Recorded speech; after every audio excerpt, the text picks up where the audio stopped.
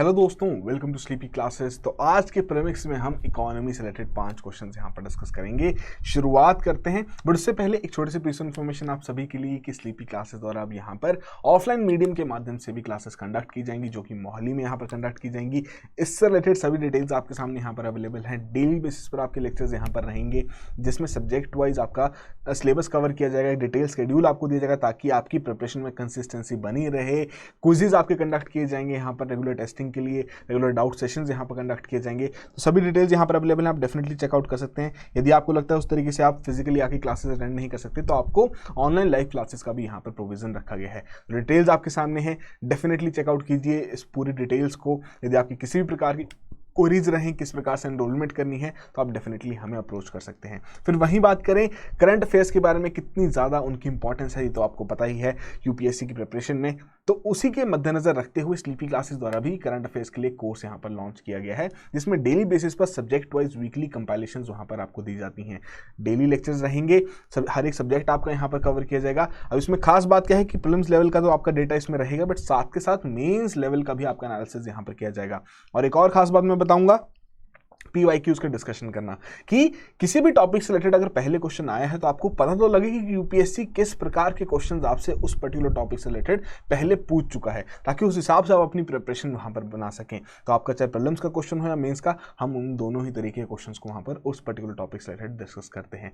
Details आपके सामने है, कोर्स डिटेल्स जितनी भी रहेंगी डिस्क्रिप्शन में लगे लिंक बॉक्स में आप जाके चेकआउट कर सकते हैं, और साथ के साथ डेमो लेक्चर्स देख सकते हैं और कोर्स में एनरोल कीजिए ताकि आप अपनी करंट अफेयर्स को यहाँ पर स्ट्रेंथन कर सकें। अब वहीं बात करें आज के प्रीमिक्स के बारे में, 5 क्वेश्चंस देखेंगे, तो वही प्रोसेस रहेगी। रैपिडली 5 क्वेश्चंस यहाँ पर शुरुआत में देखेंगे एक बार, आप सभी क्वेश्चंस को अपने आंसर शीट में वहां पर मार्क करेंगे, फिर हम उन क्वेश्चंस को वहां पर एक्सप्लेन करेंगे, थोड़ा समझने की कोशिश करेंगे और देखेंगे कौन कौन से आंसर्स आपके वहां पर करेक्ट हुए हैं।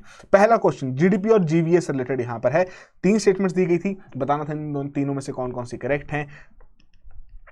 4 कोड्स आपको यहाँ पर प्रोवाइड किए गए हैं, तो तसल्ली से हर एक स्टेटमेंट को पढ़ के करेक्ट ऑप्शन यहाँ पर मार्क कीजिए। फिर वहीं रुपी वॉस्त्रो अकाउंट से रिलेटेड यहाँ पर बात रखी गई है, करंट अफेयर ओरिएंटेड आपका क्वेश्चन यहाँ पर पूछा गया है।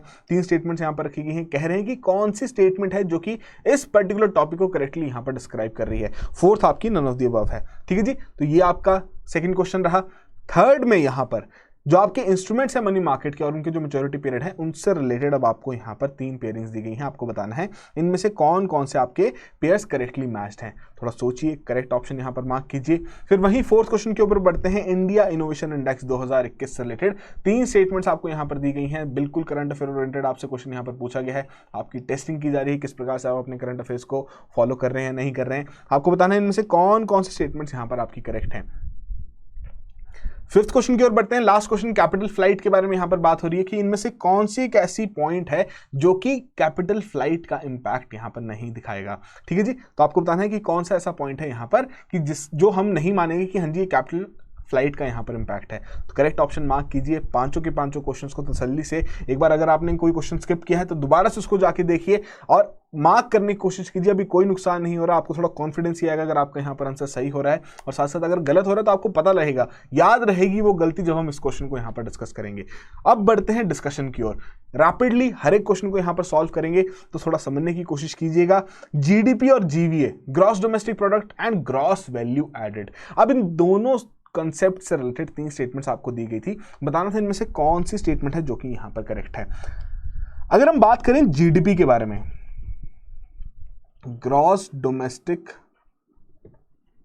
प्रोडक्ट, कि एक पर्टिकुलर इकोनॉमी में कितनी वैल्यू, कितने हम एक तरीके से कितने नए गुड्स वहां पर प्रोड्यूस किए गए, उसकी जो पूरी एक डेटा रहेगा वो किसके अंदर आएगा, आपका ग्रॉस डोमेस्टिक प्रोडक्ट का, कि आपके एक पर्टिकुलर इकोनॉमी के अंदर कितने नए प्रोडक्ट्स वहां पर तैयार हुए, कितनी नई सर्विसेज वहां पर तैयार हुई, ठीक है जी। उसका जो वॉल्यूम का जितनी वैल्यू रहेगी वो हमारा जीडीपी के अंदर यहाँ पर कैलकुलेट किया जाएगा। फिर आती है बात ग्रॉस वैल्यू एडेड की। अब नाम से क्लियर हो रहा है कि क्या नई वैल्यू वहां पर ऐड हुई है इकोनॉमी में, वो किसके द्वारा यहां पर कैप्चर की जाएगी, वो आपकी यहां पर जीवीए द्वारा कैप्चर की जाएगी। तो बेसिकली जो जीवीए है, it gives rupee value of goods and services जो कि प्रोड्यूस हुए इकोनॉमी में after deducting the cost of inputs and raw materials use. अब मान लीजिए एक तरीके से कि आपको एक पेन वहां पर तैयार होना, उसमें आपका प्लास्टिक लगेगा, उस तरीके से आपकी इंक वहां पर लगेगी, ठीक है जी, आपका पेन वहां पर तैयार होगा। अब मान लीजिए जो भी आपकी इनपुट कॉस्ट थी वो एक तरीके से 5 रुपए की यहाँ पर इनपुट कॉस्ट थी, मशीन ने उसे तैयार किया, फर्दर आगे जाके एक पेन वहाँ पर तैयार हुआ जिसकी कॉस्ट वहाँ पर उस पेन की कितनी होगी, 20 रुपए। ठीक है जी। अब यहाँ पर आप इस फाइनल कॉस्ट में से जो इनपुट कॉस्ट थी उसे सब्ट्रैक्ट कर देंगे तो 15 रुपए की वैल्यू एडिशन यहाँ पर हुई है, तो ये आपका जीवीए यहाँ पर कहलाएगा। तो पहली स्टेटमेंट आपकी बिल्कुल यहाँ पर करेक्ट है। सेकंड में जो बात हो रही है कि ये हेल्प करता है पॉलिसी मेकर्स को डिसाइड करने में कि कौन से सेक्टर्स को यहाँ पर इंसेंटिव्स की आवश्यकता है, किस सेक्टर्स को स्टिमुलस की आवश्यकता है और कैसे उस प्रकार से सेक्टर स्पेसिफिक पॉलिसीज वहाँ पर बनाई जा सकती हैं। तो बिल्कुल करेक्टली यहाँ पर बताया गया है, क्योंकि अगर आप इको सर्वे रेफर करते हैं तो बहुत ईजिली आप सेकंड स्टेटमेंट को यहाँ पर करेक्ट कर सकते थे, क्योंकि बहुत सारी जितनी भी आपका डेटा वहां पर रहता है सेक्टर स्पेसिफिक, वो आपका जीवीए के माध्यम से ही वहां पर दिया गया होता है। हर एक सेक्टर का वहां पर अलग से कैलकुलेट किया जाता है और उसी के हिसाब से वहां पर पॉलिसी मेकर्स किस सेक्टर को कितना वहां पर इंसेंटिव प्रोवाइड करना है, किसको आपको पीएलआई के अंदर लेना है नहीं लेना है, वो सभी चीजें इन डेटा के आधार पर ही वहां पर डिसाइड की जाती हैं। तो पहली दो स्टेटमेंट्स तो यहां पर बिल्कुल करेक्ट है। थर्ड में जो बात हो रही है कि जीवीए आपको पिक्चर देता है of the state of economy activity from the demand side. अब आप खुद ही से सोचिए कि अगर आपको सेक्टर स्पेसिफिक डेटा वहां पर मिल रहा है कि कौन सेक्टर द्वारा कितनी नई वैल्यू वहां पर ऐड की जा रही है, तो उसका मतलब क्या हुआ कि वो आपको सप्लाई साइड की इंफॉर्मेशन वहां पर प्रोवाइड की जा रही है, ना कि डिमांड साइड की। तो ये स्टेटमेंट आपकी गलत रहेगी, बल्कि जीडीपी जो रहेगी वो आपको डिमांड साइड की एक तरीके से इंफॉर्मेशन दे सकता है कि कितने नए प्रोडक्ट्स वहां पर तैयार हो रहे हैं। अब प्रोडक्ट्स तैयार हो रहे हैं तो उसका मतलब क्या है कि वैसी वहां पर उस प्रकार की डिमांड भी है उन प्रोडक्ट्स की, तभी वहां पर उनका प्रोडक्शन भी वहां पर हो रहा है। ठीक है जी। तो ये बेसिक्स आपकी क्वेश्चन था जिसमें से पहली दो स्टेटमेंट्स आपकी यहाँ पर करेक्ट थी और उसी के आधार पर ए ऑप्शन यहाँ पर हमारी करेक्ट ऑप्शन है। अब एक बार देख लेते हैं थोड़ा सा जो आपका यहाँ पर टेक्स्ट लिखा हुआ एक्सप्लेनेशन में क्या है। आपका जो जीबी है इकोनॉमिक प्रोडक्टिविटी मेट्रिक सिस्टम है जो कि मेजर करता है किस प्रकार से, अब यहाँ पर तो आपकी कंपनी, कॉर्पोरेट सब्सिडरी कंपनी या म्युनिसिपैलिटी टू एन इकोनॉमी आपका कॉन्ट्रीब्यूट कर रहा है किसी इकोनॉमी के लिए, किसी प्रोड्यूसर के लिए, किसी सेक्टर के लिए, किसी रीजन के लिए। अब इसीलिए हम कहते हैं कि जीवीए एक ज्यादा अच्छा मेथड है, क्योंकि उसके चलते हमें सभी सेक्टर्स की परफॉर्मेंस के बारे में इजीली पता लग जाता है। ठीक है जी। अब वहीं जो आपकी जीवीए रहेगी, it is the output of the country less the intermediate consumption, कि जो आपकी स्टार्टिंग में इनपुट कॉस्ट वहां पर लगाई जा रही है, which is difference between the gross output and the net output. ठीक है जी। अब जो यहां पर आपका जीवीए इंपॉर्टेंट क्यों माना जाता है, because it is used to adjust GDP, जो कि काफी इंपॉर्टेंट की इंडिकेटर यहां पर माना जाता है नेशन की इकोनॉमी के लिए। अब इसमें एक ये फॉर्मूला यहां पर आप देखिए, अब इस फॉर्मूले में हम यहां पर किस तरीके से आएंगे कि GDP is equal to GVA minus जो आपकी यहां पर इस तरीके की सब्सिडीज प्रोडक्ट्स पे लगाई जा रही हैं और जो आपके प्रोडक्ट्स पे टैक्सेस लगाए जा रहे हैं, कि जीडीपी किसी भी इकोनॉमी में जो भी वैल्यू ऑफ गुड्स वहां पर ऐड हो रही हैं, फिर उस पे जो टैक्स कलेक्शन वहां पर की जा रही है आप उसको फर्दर इसमें ऐड करेंगे, बट जो सरकार द्वारा यहां पर सब्सिडीज दी गई हैं आप उसे सब्ट्रैक्ट कर देंगे, तब हमारे पास फाइनल जीडीपी की वैल्यू यहां पर आ जाएगी। अगर हम बात करें कि अगर आपका टैक्सेशन वहां पर बहुत ज्यादा बढ़ती जाए तो हमें डेफिनेटली जीडीपी की वैल्यू भी उस तरीके की वहां पर दिखेगी, यानी जीडीपी बहुत बढ़ रही है, बट क्या सेक्टर्स वहां पर ग्रो कर रहे हैं? जी नहीं। उसकी वैल्यू हमें कौन अच्छे से दिखाएगा? वो हमें जीवीए यहां पर अच्छे से दिखाएगा। अब अगर हम बात करें कि सब्सिडीज की वैल्यू यहां पर बहुत ज्यादा बढ़ जाए तो डेफिनेटली उसका तो इवेंचुअली आपका जीडी पर भी यहां पर इंपैक्ट तो पड़ेगा ही पड़ेगा। तो इसीलिए आपका जीवीए का जो मेथड है वो सबसे ज्यादा यहां पर प्रेफर किया जाता है जब भी हम इस तरीके से किसी भी इकोनॉमी को वहां पर इवेल्युएट करने की कोशिश करते हैं। तो आई होप ये चीजें समझ आ गई हो किस प्रकार से आपका जीवीए एक सप्लाई साइड का हम एक इंडिकेटर उसे मानते हैं और किस प्रकार से जीडीपी आपका एक डिमांड पर्सपेक्टिव को यहां पर दिखाता है कि किस प्रकार की इकोनॉमी में डिमांड वहां पर चल रही है, कंज्यूमर साइड का क्या पिक्चर है उसे दिखाने की यहां पर कोशिश करता है, और दोनों के बीच में क्या रिलेशनशिप है वो तो आपको यहां से क्लियर हो ही गया होगा। अगले क्वेश्चन की ओर बढ़ते हैं। सेकंड क्वेश्चन में रुपी वॉस्टर अकाउंट के बारे में बात हो रही है। रिसेंटली आपने न्यूज में सुना होगा 3 स्टेटमेंट्स यहां पर दी गई हैं। बताना था कि कौन सी एक ऐसी स्टेटमेंट है जो कि इस कॉन्सेप्ट को यहां पर करेक्टली डिस्क्राइब कर रही है। 3 स्टेटमेंट्स थी, फोर्थ आपकी नॉन ऑफ द अबव दिया गया था। तो पहली स्टेटमेंट में कह रहे हैं कि ये आपका एक अकाउंट है जो कि डोमेस्टिक बैंक द्वारा होल्ड किया जाएगा on behalf of a foreign bank. Second में कह रहे हैं आपका बैंक अकाउंट है जो कि होल्ड करेगा फॉरेन कंट्री की करेंसी को फॉरेन बैंक में, बाहर के बैंक में। फिर बात हो रही है सी ऑप्शन के बारे में कि ये आपका सेविंग्स बैंक है, किसका? एनआरआई का, जो कि यहां पर विच कैन बी फंडेड किसमें? फॉरेन एक्सचेंजेस में या फिर आपके रुपीज में। तो 3 स्टेटमेंट थी। अब अगर आपने आरबीआई की रिसेंट एक अनाउंसमेंट सुनी हो कि ग्लोबल ट्रेड जो सेटलमेंट्स वहां पर रहेगी अब वो रुपी के माध्यम से भी वहां पर की जा सकती है, तो उसी अनाउंसमेंट में से ये एक टॉपिक था वॉस्ट्रो अकाउंट का, कि अब वॉस्ट्रो अकाउंट के माध्यम से वो सेटलमेंट्स वहां पर की जाएंगी। तो वॉस्ट्रो अकाउंट यहां पर क्या रहेगा? वॉस्ट्रो बेसिकली एक लैटिन वर्ड है, ठीक है जी, जिसका मतलब होता है योर, कि आपका, मतलब आपका अकाउंट। तो यहां पर आरबीआई का कहने का मतलब है वॉस्ट्रो अकाउंट से कि बाहर की जो कंपनीज हैं उनके जो बाहर के बैंक हैं, कि यूएस के अगर आपकी कोई इस तरीके से ट्रेडर है, इंडिया के साथ जिनका ट्रेड यहाँ पर चल रहा है, उनका जो बैंक अकाउंट वहाँ पर रहेगा, किसी एक बैंक में वहाँ पर रहेगा, जब उस बैंक का अपना अकाउंट इंडिया के किसी बैंक में यहाँ पर खुलवाया जाएगा तो उसे हम यहाँ पर क्या कहेंगे कि वो उनका यहाँ पर वॉस्टरो अकाउंट है, कि हमारे पास उनका पैसा यहाँ पर स्टोर्ड है। तो उसी के आधार पर जितने भी इंपोर्टर को जो पेमेंट करनी होगी, अब ध्यान रखिएगा इस चीज का, इंपोर्टर को जो पेमेंट करनी होगी वो इस वॉस्टरो अकाउंट में वो डायरेक्टली पेमेंट करेंगे, और जो एक्सपोर्टर को पेमेंट यहां पर होनी होगी, ठीक है जी, वो भी इस वॉस्टरो अकाउंट से ही वहां पर की जाएगी। ठीक है जी, तो ये बेसिक सा कॉन्सेप्ट है और ये चीज हमारे करंट अफेयर्स के कोर्स में भी हमने काफी अच्छे तरीके से वहां पर डिस्कस की है। अगर आपने लेक्चर वहां पर देखा होगा तो काफी इजीली आपने इस क्वेश्चन को यहां पर सॉल्व कर लिया होगा। और वहीं बात करें सेकंड स्टेटमेंट के बारे में, तो ये बैंक अकाउंट के बारे में जो यहां पर बात हो रही है इसको हम कहते हैं नॉस्ट्रो अकाउंट।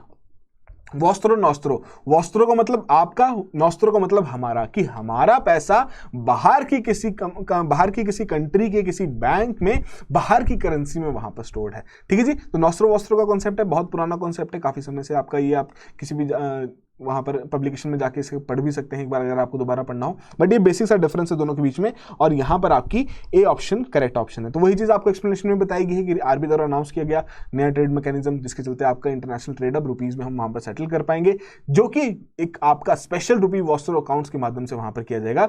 और वो अकाउंट्स आपके जो ऑथराइज्ड इंडियन बैंक्स रहेंगे, डेफिनेटली जो ऑथराइजेशन रहेगी आरबीआई द्वारा यहां पर दी जाएगी, उनके द्वारा ही यहां पर ओपन भी किए जाएंगे और मेंटेन भी किए जाएंगे। तो इसमें जो भी आपके इंपोर्टर को जो पेमेंट करनी होगी वो डायरेक्टली इस प्रकार से रुपीज में इस अकाउंट में क्रेडिट करके वहां पर कर देंगे, इस वॉस्टरो अकाउंट में करके। और मान लीजिए अगर किसी एक्सपोर्टर की पेमेंट होनी होगी तो वो भी आपके इस वॉस्टरो अकाउंट से वहां पर कर दी जाएगी। तो ये बेसिक सा डिफरेंस है। बाकी डिटेल के लिए आप डेफिनेटली इस पर्टिकुलर पूरे टॉपिक को अच्छे से पढ़ लीजिए, काफी सारे इसमें बेनिफिट्स रहेंगे इंडिया के लिए, किस तरीके से जो रुपी की जो वैल्यू है फर्दर और ज्यादा यहाँ पर इंप्रूव हो सकती है अगेंस्ट डॉलर, अगर उस तरीके से रुपी की डिमांड वहां पर बढ़ जाती है इंटरनेशनल ट्रेड पूरी आपकी इकोसिस्टम में। बट अब देखना नहीं रहेगा कैसे ये फर्दर यहां पर काम करता है पूरा मैकेनिज्म। अगले क्वेश्चन की ओर बढ़ते हैं। मनी मार्केट, उसके जो इंस्ट्रूमेंट्स हैं और उनका मैच्योरिटी पीरियड है, उनसे रिलेटेड यहां पर पेयर्स आपको दिए गए थे। 3 पेयर से बताना था इनमें से कौन कौन से करेक्टली मैच्ड हैं। तो बेसिकली यहां पर जो कॉल मनी है करेक्टली बताया गया है, फ्यू आवर्स टू 1 डे का यहां पर इसका मैच्योरिटी पीरियड रहता है। टर्म मनी और जो नोटिस मनी है इनका आपस में इंटरचेंज यहां पर कर दिया गया है, और उसी के आधार पर सिर्फ और सिर्फ यहां पर ए ऑप्शन आपकी करेक्ट ऑप्शन है। तो क्या रहता है मनी मार्केट, क्या है, एक सेगमेंट है फाइनेंशियल मार्केट का जहां पर आपकी बोरोइंग और लैंडिंग की जाती है शॉर्ट टर्म फंड्स के लिए। ठीक है जी, अब जैसे कि आपको पता है जो आपका पूरा फाइनेंशियल मार्केट है 2 पार्ट्स में हम उसे यहां पर डिवाइड कर सकते हैं। एक आपका यहां पर मनी मार्केट रहेगा, दूसरा आपका यहां पर कैपिटल मार्केट रहेगा। कैपिटल मार्केट आपको पता है शेयर जो आपके वहां पर म्यूचुअल फंड्स सभी चीजें होती है आपकी कैपिटल मार्केट में वहां पर किया जाता है। मनी मार्केट में आपका कुछ एक तरीके से हम कह सकते हैं कि जो आपका लीगल है या जो ऑथराइज्ड है, जो रेगुलेटेड है, वो आपके इस तरीके से जो भी हम कंपोनेंट्स के बारे में बात करेंगे, कॉल मनी वगैरह के बारे में, या आपके लीगल के अंदर वहां पर आएंगे। दूसरा आपका क्या रहेगा, जो आपका इलीगल या फिर जो अनरेगुलेटेड वहां पर है। कैसे कि जो आपके गांव में जो इस प्रकार के मनी लेंडर्स हैं, जो आपको थोड़ा बहुत उधार वहां पर दे रहे हैं, जमीन आपकी गिरवी वहां पर रखी जा रही है, तो आपका अनऑथराइज्ड में वहां पर आएगा। तो मनी मार्केट में बेसिकली आपके 2 कंपोनेंट्स यहां पर कवर किए जाते हैं। तो जितने भी आपके मनी मार्केट के इंस्ट्रूमेंट्स रहते हैं उनमें जो मैच्योरिटी पीरियड 1 साल से कम का वहां पर रहता है, और इसलिए आपका ये कहीं जगह आरबीआई द्वारा भी और आपका सेबी द्वारा भी यहाँ पर ये पूरी मार्केट यहाँ रेगुलेट की जाती है। पर जो नेचर ऑफ ट्रांजैक्शन जो इस मार्केट में रहते हैं is such that they are large in amount and high in value, कि बहुत ज्यादा अमाउंट भी यहाँ पर रहता है आपका, जो इस तरीके से शॉर्ट टर्म जो यहाँ पर लेंडिंग और बोरोइंग यहाँ पर की जाती है, और वॉल्यूम भी उनका ज्यादा काफी ज्यादा रहता है। इसमें आपके जो कुछ इंपॉर्टेंट है, call money, notice money, term money, तीनों के बीच में क्या डिफरेंस है कि बेसिकली तीनों जो आपके जो मार्केट्स हैं प्रोवाइड करते हैं इस तरीके के फंड्स आपके शॉर्ट टर्म के लिए। जो लेंडिंग और बोरोइंग आपकी एक दिन के लिए वहां पर की जाती है उसे हम वहां पर कॉल मनी कहते हैं। फिर वहीं आपकी जो लेंडिंग और बोरोइंग वहां पर आपके 2 से 14 दिन के लिए की जाती है उसे हम नोटिस मनी यहां पर कहते हैं। और फिर वहीं जो आपकी 14 दिन से ज्यादा की जो आपकी लेंडिंग और बोरोइंग यहां की जाती है वो आपकी बेसिकली उसे हम यहाँ पर टर्म मनी कहते हैं। ठीक है जी, तो ये बेसिक सा डिफरेंस है तीनों के बीच में जो आपको वहाँ पर पूछा गया था। बाकी डिटेल में ऑलरेडी एक आपका पहले भी लेक्चर इससे रिलेटेड वहाँ पर डला हुआ है यूट्यूब में, आप डेफिनेटली उसको जाके चेकआउट कर सकते हैं। बाकी जो मेजर डिफरेंस रहता है और कौन कौन से इंस्ट्रूमेंट्स यहाँ पर इसमें ऐड हो सकते हैं जिनका मेच्योरिटी पीरियड 1 साल से कम का हो सकता है, तो वो आपके लिए होमवर्क है, आप कमेंट बॉक्स में उन्हें वहाँ पर मैंशन करेंगे। ठीक है जी, तो आई होप आपने इसको करेक्टली मैंशन किया हो, करेक्टली मार्क किया हो। वैसे डायरेक्टली आपका straight forward fact based question यहाँ पर आपसे पूछा गया था। बाकी ये रहा एक बेसिक सा आपका जो यहाँ पर क्लासिफिकेशन की गई है इंडियन मनी मार्केट के ऑर्गेनाइज सेक्टर अनऑर्गेनाइज्ड में किस तरीके से यहाँ पर की जाती है। तो आई होप आपको एक चीज क्लियर हो यहाँ पर। फोर्थ क्वेश्चन की ओर बढ़ते हैं। India innovation index 2021 current affair oriented यहां पर आपसे क्वेश्चन पूछा गया था, 3 स्टेटमेंट्स दी गई थी, बताना था इनमें से कौन कौन सी करेक्ट हैं। तो पहली स्टेटमेंट में जो बात हो रही है कि आपकी ministry of commerce and industry along with the institute of competitiveness उनके द्वारा यहां पर तैयार हो रहा है, तो जी नहीं भाई साहब, ये स्टेटमेंट आपकी गलत है। नीति आयोग द्वारा ये आपका जो इंडेक्स है ये यहां पर तैयार किया जाता है along with the institute of competitiveness. तो पहली स्टेटमेंट तो अगर आपने कहीं पर भी इसके बारे में पढ़ा हो, ठीक है जी, इंडिया इनोवेशन इंडेक्स पहले भी अगर कहीं पे पढ़ा हो, हालांकि बहुत ही फ्रेश आपका करंट अफेयर का ये टॉपिक है, अगर इससे पहले भी कहीं पर भी आपने पढ़ा हो तो आपको शायद ध्यान रहेगा कि नीति आयोग द्वारा यहां पर तैयार किया जाता है। सेकंड में जो बात हो रही है, अब ये थोड़ा इन डेप्थ वाला आपका पॉइंट है कि जो नंबर ऑफ इंडिकेटर्स जो यहां पर बढ़ाए गए हैं, बट अगर फर्स्ट स्टेटमेंट अगर आप इसे रूल आउट कर देते हैं तो ए और सी तो आपकी इजीली रूल आउट हो गए, मतलब सेकंड या फिर जो आपका सेकंड और थर्ड स्टेटमेंट, इन दोनों में से कोई एक आपके ऑप्शन यहां पर करेक्ट है। सेकंड में यहां पर बात हो रही है कि नंबर ऑफ इंडिकेटर जो आपके यूज हो रहे हैं while ranking the states and UTs, वो इंक्रीज हो चुके हैं 2021 के इंडेक्स में एज कंपेयर टू 2020 इंडेक्स। तो बिल्कुल करेक्टली यहां पर बताया गया है। कितने चेंज हुए उसको भी हम डिस्कस कर लेंगे। फिर थर्ड में जो बात हो रही है कि यूटीज और जो सिटी स्टेट्स हैं उनमें दिल्ली ने यहां पर टॉप किया है in the third edition of the index. तो रिसेंटली जो इंडेक्स आया वो आपका थर्ड एडिशन है इस पर्टिकुलर इंडेक्स का, बट उसमें दिल्ली का यहां पर टॉप नहीं रहा है, यहां पर चंडीगढ़ द्वारा ये टॉप यहां पर किया गया है। तो थर्ड स्टेटमेंट यहां पर इनकरेक्ट है और उसी के आधार पर यहां हमारी जो करेक्ट ऑप्शन है वो बी ऑप्शन यहां पर बनती है। ठीक है जी। तो नीति आयोग द्वारा प्रिपेयर किया गया है इंस्टीट्यूट ऑफ कॉम्पिटिटिवनेस के साथ कोलैबोरेट करते हुए इंडिया इनोवेशन इंडेक्स क्या है, एक कॉम्प्रिहेंसिव टूल यहां पर तैयार किया गया है कि किस प्रकार से हमारे देश का जो इनोवेशन इकोसिस्टम है वो इवेल्युएट उसे कर सकें, उसको कैसे वो डेवलप हो रहा है उसको अच्छे तरीके से हम एक तरीके से एनालाइज कर सकें। तो ये सभी चीजें आपके इस इंडेक्स के माध्यम से वहां पर की जाती हैं। क्या करता है, स्टेट्स और यूनियन टेरिटरीज को जैसे कि बाकी आपके इंडेक्स वहां पर रैंक करते हैं, तो वैसे ये भी करता है कैसे उनकी इनोवेशन परफॉर्मेंस यहां पर रही है, कैसे एक हेल्दी कॉम्पिटिशन वो वहां पर बिल्ड कर पाए हैं। जो आपका थर्ड एडिशन यहां पर आया है डेफिनेटली हाईलाइट करता है scope of innovation analysis in the country by drawing on framework of the global innovation index की, उसी के आधार पर थोड़ा बहुत यहां पर किया गया है। और उसी के चलते जो आपके नंबर ऑफ इंडिकेटर्स हैं वो भी यहां पर 36 से 66 यहां पर बढ़ा दी जा चुके हैं। और बेसिकली इसमें जो आपके 7 की पिलर्स हैं कौन कौन से यहां पर आपको मेंशन कर दी जा चुका है। ठीक है जी, ये भी आपसे कई बार पूछ लिया जा सकता है। स्टेट पीसीएस में इस प्रकार के क्वेश्चन बहुत ज्यादा पूछ लिए जाते हैं कि बताइए इंडिकेटर कौन कौन से आपके इसमें इंडिया के इनोवेशन इंडेक्स में वहां पर ऐड किए गए। तो 16 सब पिलर्स हैं जिसके आपके 66 वहां पर इंडिकेटर्स हैं जो कि आपके 7 की पिलर्स के ऊपर वहां पर बेसिकली उनके आधार पर उनकी क्लासिफिकेशन वहां की जाती है। अब वहां पर अगर हम बात करें क्या डेटा यहां पर रहा है, तो मेजर स्टेट्स 3 तरीके की यहां पर क्लासिफिकेशन की गई थी, रैंकिंग की गई थी। मेजर स्टेट्स, यूटीज और जो आपके इस तरीके के सिटी स्टेट्स हैं और जो आपके नॉर्थ ईस्टर्न और जो हिली स्टेट्स हैं उनकी सभी का यहाँ पर स्कोर आपको दिया गया है। तो बेसिकली कहीं ऐसे जो आपके बाकी एग्जाम्स रहते हैं सबऑर्डिनेट ग्रुप्स के, तो वहां पर ऐसे क्वेश्चंस पूछ लिए जाते हैं। तो ये बेसिक सा डेटा है जो आप अपने नोट्स में डेफिनेटली कंपाइल कर सकते हैं।